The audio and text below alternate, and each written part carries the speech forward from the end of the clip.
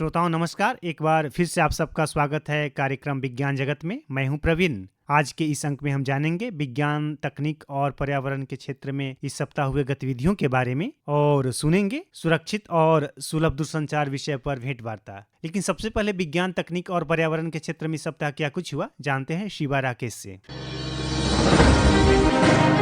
भारत ने लंबी दूरी की मिसाइल कुश का पहला सफल परीक्षण गुरुवार को किया। ये मिसाइल सिस्टम लंबी दूरी तक हवाई खतरों को बेअसर करने की क्षमता रखता है। इस परीक्षण के साथ ही भारत ने वायु रक्षा क्षमता को एक नई ऊंचाई प्रदान की है। रक्षा अनुसंधान एवं विकास संगठन DRDO द्वारा विकसित ये कुश मिसाइल प्रणाली लंबी दूरी की सतह से हवा में मार करने वाली मिसाइल है। कुश मिसाइल प्रणाली लड़ाकू विमानों, विभिन्न प्रकार की मिसाइलों, मानव रहित हवाई वाहनों यानी UAV तथा दुश्मन के बड़े विमानों सहित अनेक प्रकार के हवाई खतरों को लंबी दूरी और विभिन्न ऊंचाइयों पर मार गिराने में सक्षम है। शोधकर्ताओं ने 49 प्रकाश वर्ष दूर पृथ्वी की तरह एक ग्रह LHS 1140b के चारों तरफ वायुमंडल की खोज की है। इसकी सतह पर तरल पानी हो सकता है। उनको पथरीले एक्सोप्लैनेट के चारों तरफ भी ऐसे घेरों के संकेत मिले हैं जो अपने तारे के रहने योग्य इलाके के बाहर स्थित हैं। इस इलाके में ग्रह की सतह पर तरल पानी हो सकता है। इसके कारण वहां पर धरती की जीवन की संभावना हो सकती है। शोध के प्रमुख लेखक डॉक्टर कॉलिन चेरुबिम ने कहा कि हमारे सौरमंडल के बाहर रहने योग्य इलाके में स्थित एक पथरीले ग्रह पर वास्तव में अवलोकन से पुष्टि हुई है कि वहां पहला वायुमंडल है।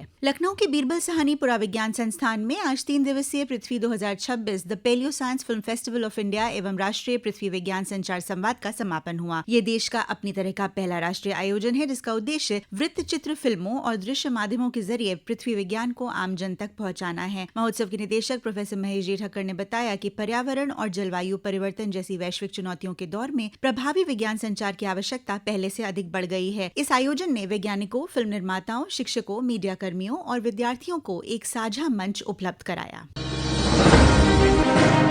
और अब बात सुरक्षित और सुलभ दूरसंचार की। दोस्तों, आज हम लोग डिजिटल दुनिया में हैं। सुबह उठने से लेकर रात को सोने तक मोबाइल, कंप्यूटर और इंटरनेट हमारे जीवन का अहम हिस्सा बन चुके हैं। लेकिन क्या कभी आपने सोचा है कि यह डिजिटल दुनिया हमारे लिए कितनी सुरक्षित है और क्या यह तकनीक हमारे समाज के हर वर्ग तक सुलभ यानी आसानी से पहुंच पा रही है? अगर कोई क्षेत्र इसके दायरे से बाहर है तो वहां संचार को सुलभ बनाने के लिए दूरसंचार विभाग क्या कुछ खास कर रहा है? तो ऐसे तमाम प्रश्नों के उत्तर देने के लिए आज हमारे साथ हैं दूरसंचार विभाग उत्तर प्रदेश लाइसेंस क्षेत्र के एडिशनल डायरेक्टर जनरल यानी अपर महानिदेशक श्रीमान मनीष कुमार जी। स्वागत है आपका। धन्यवाद। और आकाशवाणी के सभी श्रोताओं को मेरा नमस्कार। जी मनीष जी, तो सबसे पहले यही जानना चाहेंगे कि दूरसंचार कोई लग्जरी नहीं, हमारी ज़रूरत है, तो यह कितना सुलभ हो चुका है अगर हम उत्तर प्रदेश की बात करें? पूर्वी उत्तर प्रदेश में हम लोग 48 जिलों में दूरसंचार सेवाएं प्रदान करते हैं और ये बहुत खुशी की बात है कि सभी 48 जिलों में हमारी या किसी भी ऑपरेटर की 5G सेवाएं उपलब्ध हैं। इसके अलावा पूर्वी उत्तर प्रदेश में लगभग 78,800 गांव पड़ते हैं। उसमें से सिर्फ 230 गांव को छोड़कर बाकी सभी गांवों में 4G सेवाएं पहुंच चुकी हैं, जिससे कि हम ये कह सकते हैं कि 99.5% से ज़्यादा हमारे गांव पूर्वी उत्तर प्रदेश के मोबाइल सेवाओं से कवर्ड हैं। जी, यानी लगभग पूरे उत्तर प्रदेश में हर जगह मोबाइल इंटरनेट की सुविधा उपलब्ध है। तो कई बार ऐसा होता है कि कई लोगों का मोबाइल फ़ोन खो जाता है, तो क्या कुछ करना चाहिए? मोबाइल चोरी होने पर किसी भी उपभोक्ता को मुख्यतः 3 बातें करनी चाहिए। पहला, मोबाइल फ़ोन खोने की रिपोर्ट संबंधित थाने में और ऑनलाइन FIR के ज़रिए, दोनों में से जो भी माध्यम सुविधापूर्ण हो उसके ज़रिए FIR की जानी चाहिए। दूसरा, संबंधित टेलीकॉम सर्विस प्रोवाइडर जो है, जिसका आपने सिम लिया हुआ है, जो खोया है, उसके पास जाकर आपको अपना दूसरा सिम लेना चाहिए। और तीसरा, दूरसंचार विभाग का एक संचार साथी पोर्टल है या ऐप भी है, उस पर जाकर आपको चोरी या खोए हुए फ़ोन की सूचना दर्ज करनी चाहिए। मोबाइल खरीदते समय यह सुनिश्चित करें कि बिल में मोबाइल फ़ोन का सीरियल नंबर और IMEI नंबर अंकित हो। संचार साथी पोर्टल द्वारा मोबाइल फ़ोन खोने की सूचना प्राप्त होने पर जितने भी हमारे सर्विस प्रोवाइडर हैं, उनके नेटवर्क में उस फ़ोन के खोने की सूचना पहुंच जाती है और जब भी आपके खोए हुए मोबाइल पर कोई सिम दोबारा चालू करने का प्रयास करता है तो उसकी ट्रेसेबिलिटी रिपोर्ट जनरेट होती है और इसकी सूचना संबंधित पुलिस तक भी पहुँच जाती है। यानी दूरसंचार विभाग का जो साथी ऐप है उसके जरिए कहीं न कहीं मोबाइल जो गुम हो रहे हैं, चोरी हो रहे हैं, उनको ट्रेस करने में हमें मदद मिल रही है। लेकिन एक आम नागरिक जब साइबर फ्रॉड का शिकार हो जाए तो ऐसी स्थिति में क्या करना चाहिए? अगर साइबर फ्रॉड हो जाए तो सबसे पहले toll free cyber crime helpline का नंबर है 1930, उस पर कंप्लेंट करनी चाहिए। और एक national cyber crime reporting portal है जिसका आईडी है cybercrime.gov.in, उस पर भी जाकर जल्द से जल्द इस साइबर फ्रॉड की रिपोर्ट करनी चाहिए, क्योंकि संबंधित एजेंसियां फिर इस पर कार्रवाई करना शुरू कर सकें। जी, तो एक आम नागरिक साइबर फ्रॉड रोकने में कैसे मदद कर सकता है? साइबर फ्रॉड में मोबाइल नंबर की बड़ी भूमिका होती है, इसलिए नागरिकों को नए सिम कार्ड लेते समय कुछ बातों का ध्यान रखना चाहिए। सबसे पहले, सिम कार्ड केवल अपने वैध आईडी से लें। दूसरा, एक व्यक्ति सभी दूरसंचार सेवा प्रदाताओं से देश भर में 9 से ज़्यादा सिम नहीं ले सकता। कई बार सिम कार्ड विक्रेता बार बार आपका थंब इम्प्रेशन लेते हैं या आपसे बार बार OTP मांगते हैं, तो सावधान हो जाएं। ऐसा करके आपके नाम पर कई सिम कार्ड जारी किए जा सकते हैं, ये भी एक तरह की धोखाधड़ी है। जी। किसी भी अन्य व्यक्ति के लिए अपने आईडी प्रूफ से सिम ना खरीदें।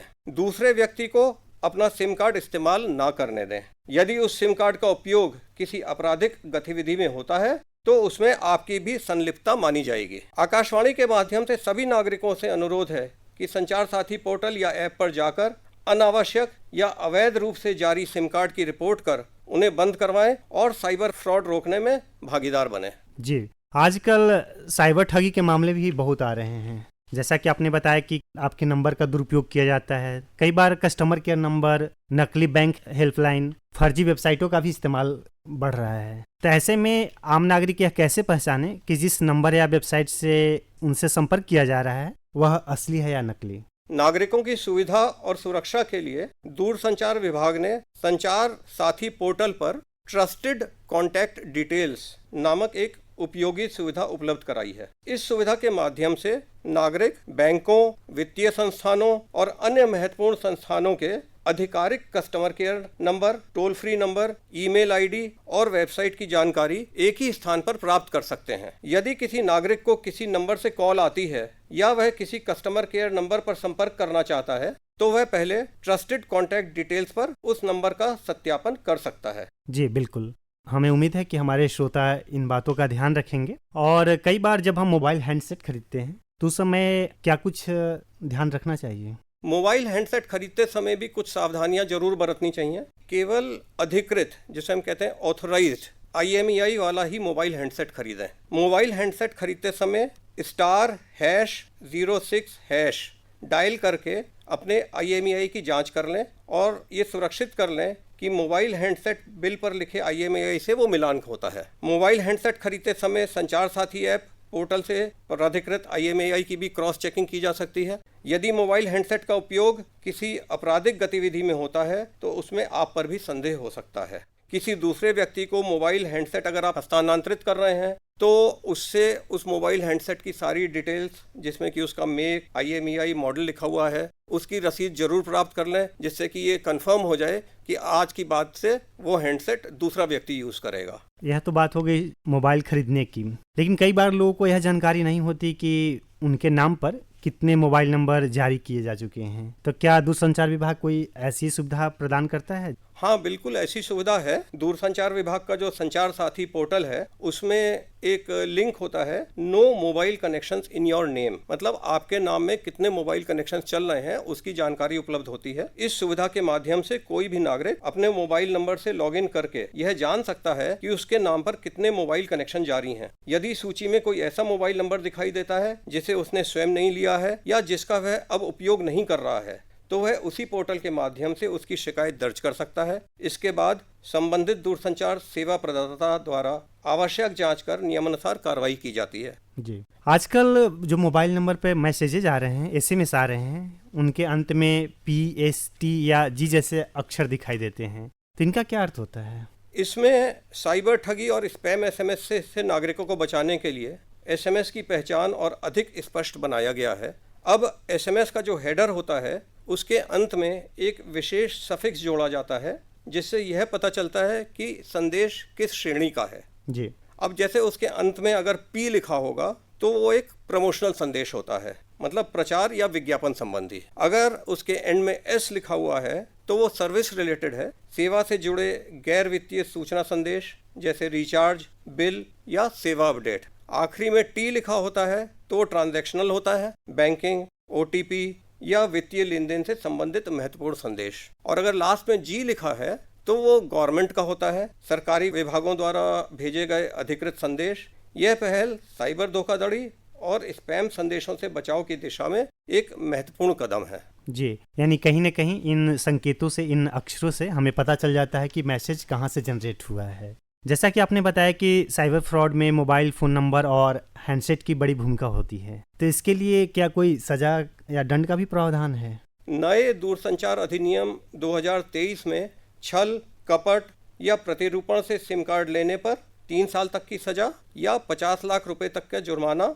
या दोनों से दंड का प्रावधान है। साथ ही मोबाइल हैंडसेट के IMEI से छेड़छाड़ करने पर या जानबूझकर अनऑथोराइज्ड या टेम्पर्ड IMEI का मोबाइल हैंडसेट उपयोग करने पर, इस पर भी 3 साल तक की सजा या 50 लाख रुपए तक का जुर्माना या दोनों से दंड का प्रावधान है। जी, और कई बार मोबाइल टावरों को लेकर के इलेक्ट्रॉनिक मैग्नेटिक फील्ड रेडिएशन की बात आती है। कई बार लोग आशंका जताते हैं कि उससे पक्षियों, जीवों पर प्रभाव पड़ रहा है। तो क्या मोबाइल टावरों का रेडिएशन स्वास्थ्य के लिए हानिकारक है? अगर ऐसा है तो दूरसंचार विभाग क्या कुछ खास करता है इसके लिए? ये आज की तारीख में बहुत महत्वपूर्ण प्रश्न है और आम जनता के मन में इसे लेकर कई भ्रांतियां भी हैं। मैं स्पष्ट करना चाहूँगा कि भारत सरकार का दूरसंचार विभाग DOT मोबाइल टावरों से होने वाले EMF रेडिएशन के संबंध में अत्यंत कड़े सुरक्षा मानकों का पालन करता है। भारत में मोबाइल टावरों के लिए निर्धारित EMF एक्सपोजर लिमिट अंतर्राष्ट्रीय संस्था ICNIRP द्वारा निर्धारित मानकों से भी 2 गुना अधिक सख्त है। यह दर्शाता है कि भारत सरकार ने जन स्वास्थ्य की सुरक्षा को सर्वोच्च प्राथमिकता दी है। इसके अतिरिक्त किसी भी मोबाइल टावर की स्थापना से पहले दूरसंचार सेवा प्रदाताओं को यह प्रमाणित करना होता है कि उनका टावर निर्धारित EMF मानकों को पूर्णतः पालन करते हैं। और इसी बीच 5G का तो विस्तार हो ही रहा है देश में, लेकिन 6G के बारे में भी सुनने को मिल रहे हैं। तो 6G की स्थिति क्या है और इससे क्या कुछ आम आदमी को लाभ होगा? बिल्कुल ठीक कह रहे हैं। भारत ने 5G के विस्तार में उल्लेखित प्रगति की है और अब देश 6G तकनीक की दिशा में भी तेजी से आगे बढ़ रहा है। भारत सरकार ने भारत 6G विजन के माध्यम से वर्ष 2030 तक भारत को 6G तकनीक के विकास और उपयोग में अग्रणी देशों में शामिल करने का लक्ष्य रखा है। वर्तमान में देश में 6G से संबंधित अनुसंधान, परीक्षण और नवाचार पर तेजी से कार्य किया जा रहा है। सरकार ने 6G टेस्ट बेड, 100 से अधिक 5G लैब तथा भारत 6G अलायंस जैसी महत्वपूर्ण पहल शुरू की हैं, ताकि भारत केवल 6G का उपभोक्ता ही नहीं बल्कि इसके विकास में भी अग्रणी भूमिका निभा सके। आम नागरिकों के लिए 6G का सबसे बड़ा लाभ होगा बेहद तेज इंटरनेट, लगभग शून्य लेटेंसी, अधिक विश्वसनीयता और AI आधारित स्मार्ट सेवाएं। इससे टेलीमेडिसिन, ऑनलाइन शिक्षा, स्मार्ट कृषि, स्मार्ट शहर, रोबोटिक्स और नई डिजिटल सेवाओं की ओर अधिक गति मिलेगी। कुल मिलाकर 6G भारत के डिजिटल भविष्य को और अधिक सशक्त बनाएगा। जी, तो अंत में चलते चलते हमारे श्रोताओं के लिए आपका क्या मैसेज होगा? मैं आकाशवाणी का धन्यवाद करूंगा कि आपने दूरसंचार विभाग की नागरिक केंद्रित पहलों के बारे में जानकारी साझा करने का अवसर दिया। आज के डिजिटल युग में जागरूकता ही सबसे बड़ा सुरक्षा कवच है। मेरा सभी श्रोताओं से अनुरोध है कि संचार साथी पोर्टल और ऐप का अधिक से अधिक उपयोग करिए। यदि मोबाइल फोन खो जाए, संदिग्ध सिम कार्ड या साइबर ठगी की जानकारी मिले या किसी आधिकारिक संपर्क की पुष्टि करनी हो तो इन सुविधाओं का लाभ अवश्य उठाएं। दूरसंचार विभाग सुरक्षित, विश्वसनीय एवं समावेशी डिजिटल भारत के निर्माण के लिए निरंतर कार्य कर रहा है। मैं सभी श्रोताओं से आग्रह करता हूं कि स्वयं भी जागरूक रहें और दूसरों को भी जागरूक करें। जी बिल्कुल, सुरक्षित और सुलभ दूरसंचार ही एक सशक्त और डिजिटल भारत की नींव है। साइबर फ्रॉड और दूरसंचार विभाग के पहलों के बारे में महत्वपूर्ण जानकारी देने के लिए मनीष जी, आपका बहुत बहुत धन्यवाद। आपका भी बहुत बहुत आभार। नमस्कार। तो श्रोताओं, आज के विज्ञान जगत के इस अंक में इतना ही। अगले सप्ताह फिर मिलेंगे नई जानकारी के साथ। तब तक के लिए प्रवीण को दीजिए अनुमति। नमस्कार।